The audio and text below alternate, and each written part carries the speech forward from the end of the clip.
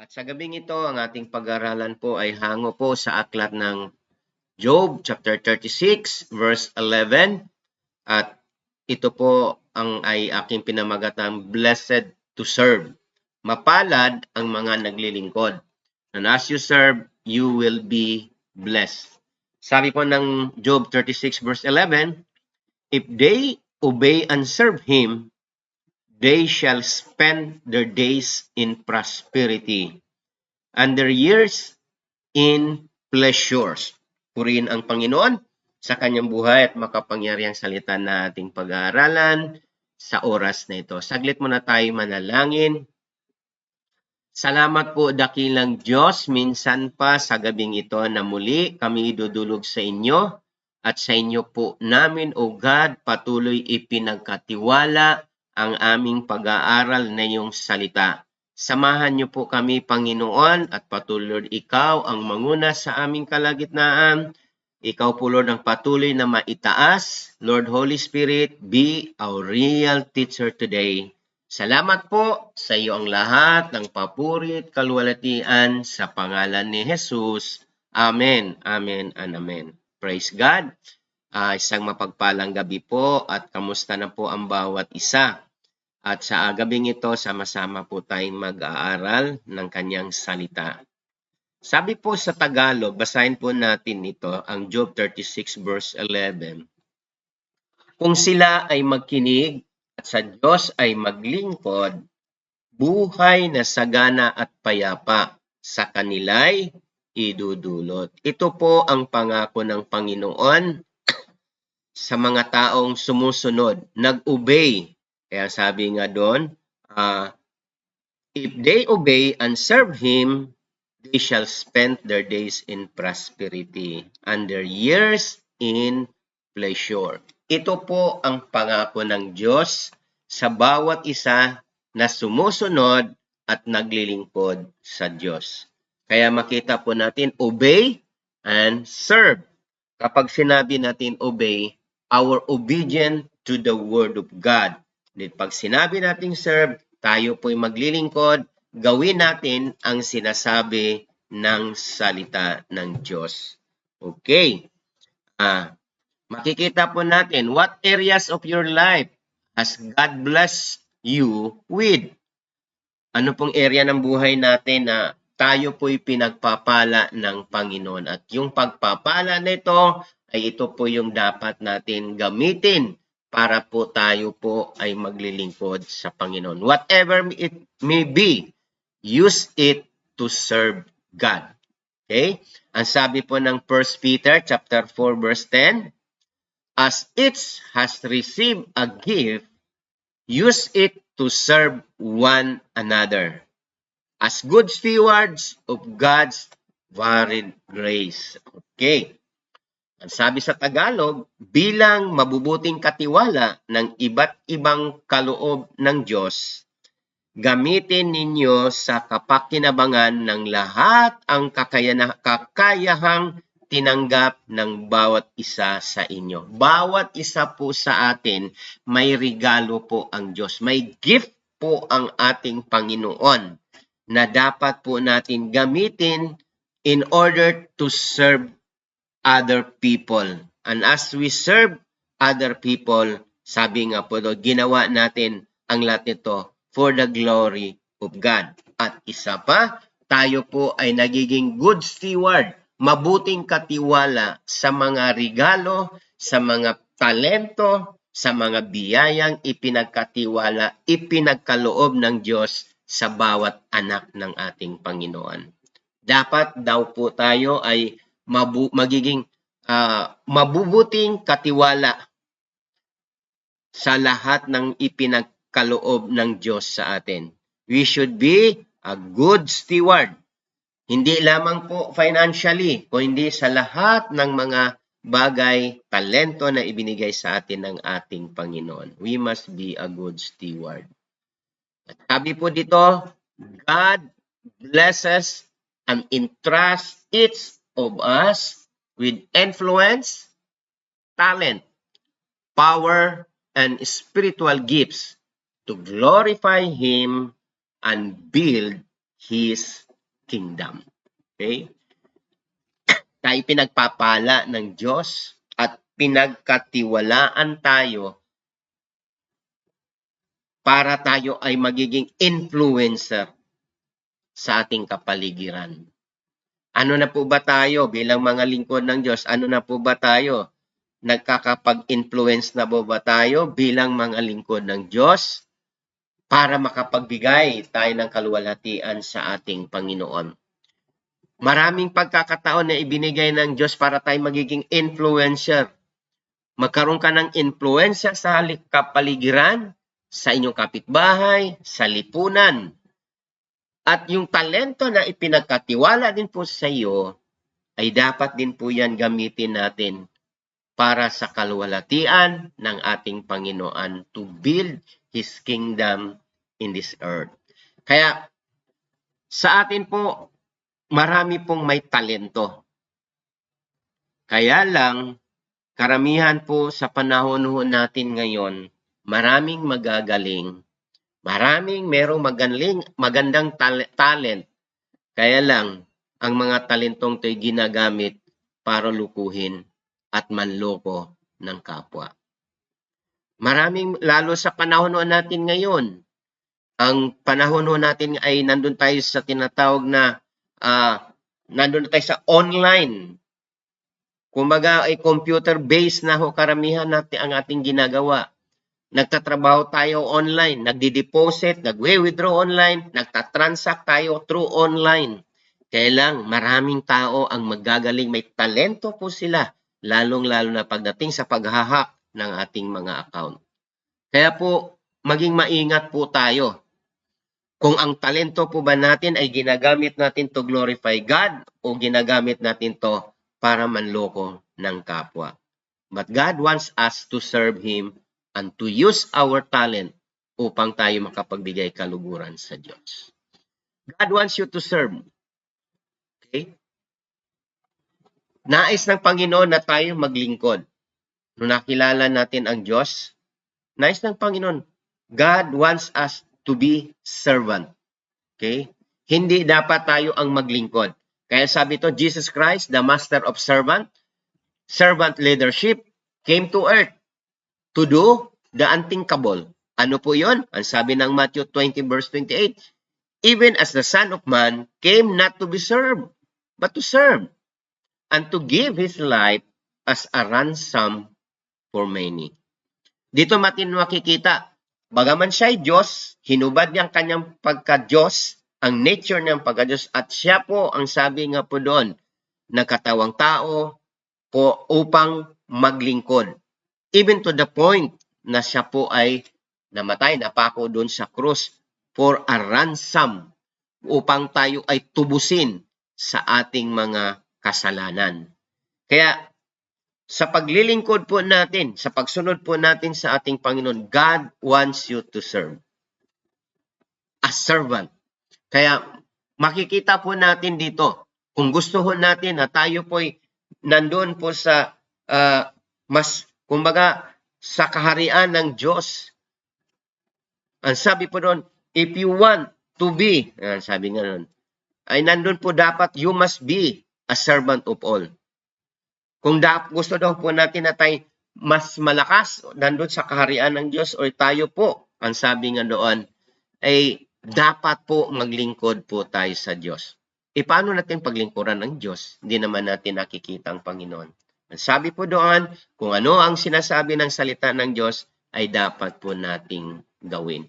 Makikita ho natin, kung titingnan po natin, andun po sa aklat ng Matthew, nasabi na doon na during the time, nung ihiwalay ng Panginoon ang mga tupa at ang kambing, ang sabi nga po doon, sabi niya sa mga tupa, papalad kayo, come and share para praise yung kaluwalhatian ng Panginoon. When I was sick, ang sabi po doon, inaalagaan niyo ako. Nung ako'y nagugutom, pinakain niyo ako. Nung ako'y nauuhaw, pinainom niyo ako. Nung ako'y nabilanggo, binisita niyo ako. At ano sabi ng mga nandoon po sa linya ng mga tupa na yan, sabi niya, Panginoon, Panginoon, when did we see you? Yan, when did we see you? Na ikaw ay nagugutom, pinakain, nauuhaw, pinainom, ay nakukulong, dinalaw ka namin, ikaw po ay walang damit, ginamitan ka namin, etc. etc. At sabi po doon, whatever you do to the least of my people, you do it for me. Sa paglilingkod ho natin, God wants you to serve. Sa paglilingkod po natin, kapatid, ang nais ng Panginoon na yung kapwa po natin ay paglingkuran po natin.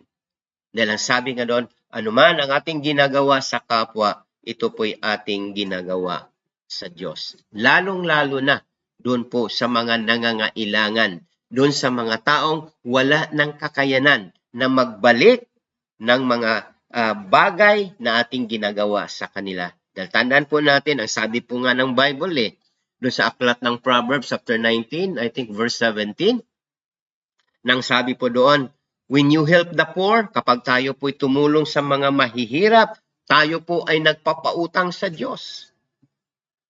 At babayaran ng Panginoon ang kanyang pagkakautang sa atin sa kanyang takdang panahon. Diba? Masarap pakinggan na nakakatulong tayo sa kapwa, masarap ang pakiramdam kapag nakakatulong po tayo sa kapwa, lalong-lalo na yung mga tinutulungan ho natin ay nagpapasalamat sa atin. Unting topic lang. No? Salamat Brad, salamat salamat po kuya, salamat po ate. You are serving God. Kaya God wants you to serve. God wants us to serve. Kaya po makikita po natin, napakahalaga po ang sabi nga ng Tagalog, sapagkat maging ang anak ng tao ay naparito, hindi upang paglingkuran, kundi upang maglingkod at ialay ang kanyang buhay sa ikatutubos ng marami. Kaya nga dapat po tayo maglingkod, sabi nga po doon, for us to bring souls sa paanan po ng ating Panginoon, upang maraming kaluluwa ang magkaroon ng katiyakan ng kaligtasan doon sa tiyak na kapahamakan. Gaya tayo noon na hindi pa tayo nakakilala sa Panginoon. Nandun na po tayo, nakapila na po tayo sa tiyak na kapahamakan doon sa dagat-dagatang apoy sa impyerno. Ngunit, nung tinanggap natin si Jesus, may tao na ginamit ang Diyos upang ikaw ay bahaginan ng salita ng Diyos. Tayo po ay nalipat po, inalis tayo sa tiyak na kapahamakan at nilala tayo sa tiyak na pagliligtas ng ating Panginoon, sa kaligtasan ng ating Panginoon. At yan din po ang nais na tayo maglingkod sa kapwa upang sila din po ay madala po natin sa kamay ng ating Panginoon. God wants you to serve. Sabi nga doon, think a little less of yourself and give your heart to Him. Na ibig sabihin, wala ka ng gaanong pakialam sa sarili mo kung anong gusto ng sarili ko, hindi ang gusto ng Panginoon ang dapat po nating gawin. Ibigay natin yung the best natin sa Diyos. Lord, kung ano yung kalooban mo, let it be done, O God. Not my will.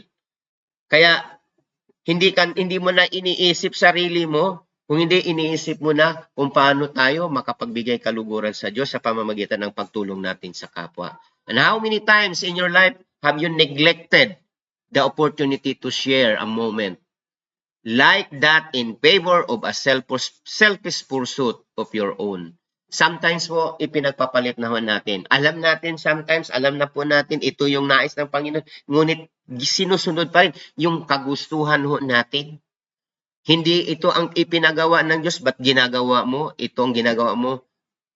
Kung anong sinasabi ng salita ng Diyos, yan po ang dapat po nating gawin. Maalala ko po si Haring Saul, nung inutusan po siya, nung sabi ng Panginoon, o sige, lipulin mo ang lahat ng mga kalaban nyo, mga Amalekites, lipunin nyo lahat. Pero, sunugin nyo lahat, basta lipulin nyo na lahat ng meron sila. Pero anong ginawa po ni Haring Saul? Iniwan niya ang mga matatabang mga hayop, nag-iwan siya ng mga bagay na magaganda sa tingin po niya, pero hindi iyon ang nais ng Panginoon. And to cut the story short, hindi po nalulugod ang Diyos sa kanyang ginagawa. Dahil dapat po, kung ano yung gusto ng Panginoon, yun din po ang dapat po nating gawin.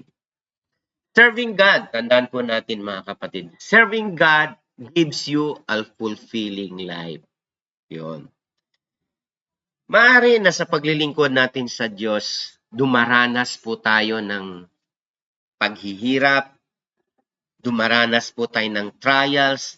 Along the way sa paglilingkod natin sa Panginoon, sa pagsunod natin sa Diyos, maraming bagay na inilagay ang kalaban sa ating mga daraanan upang tayo'y malihis, upang tayo'y hindi na maglingkod sa Diyos. Maraming bagay na ginawa ang kalaban upang ikaw ay ma-discourage, upang ikaw ay manghihina, malulungkot, at nawalan ka ng gana na maglingkod sa Diyos. Kapatid, anumang sitwasyon, anumang kalagayan sa buhay natin, tandaan po natin, kaya natin ito malampasan kapag kasama po natin ang Diyos, lalong-lalo na kapag tayo po ay sumusunod at naglilingkod sa ating Panginoon. God gives us, serving God gives you a fulfilling life.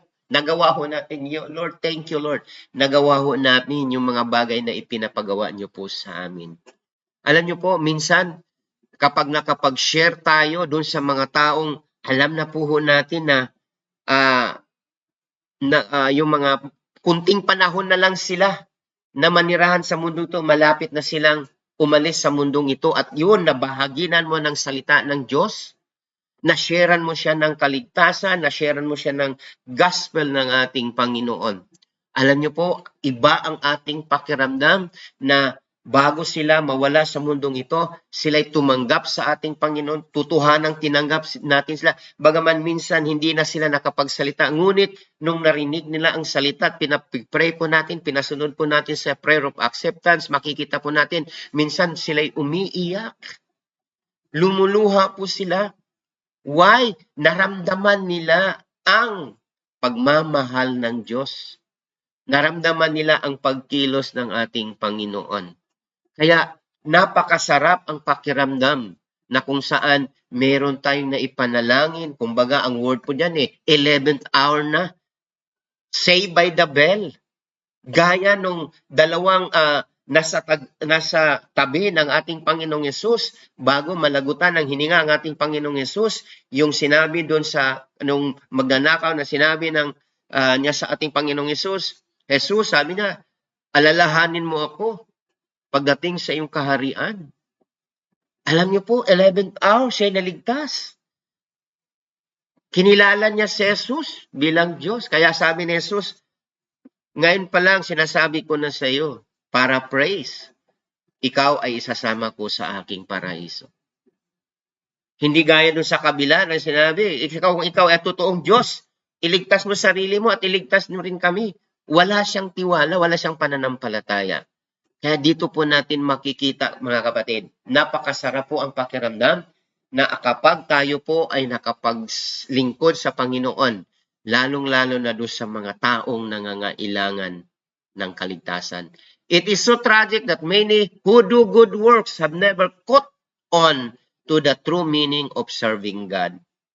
Minsan, naglilingkod tayo, akala ho natin, totohanan naglilingkod ho tayo. Pero ang totoo, naglilingkod tayo for our own glory. Mas mag-glorify ka, bigyan ka ng parangal ng tao. Tandaan ho natin sa paglilingkod natin sa Diyos, we are not after the praise of men.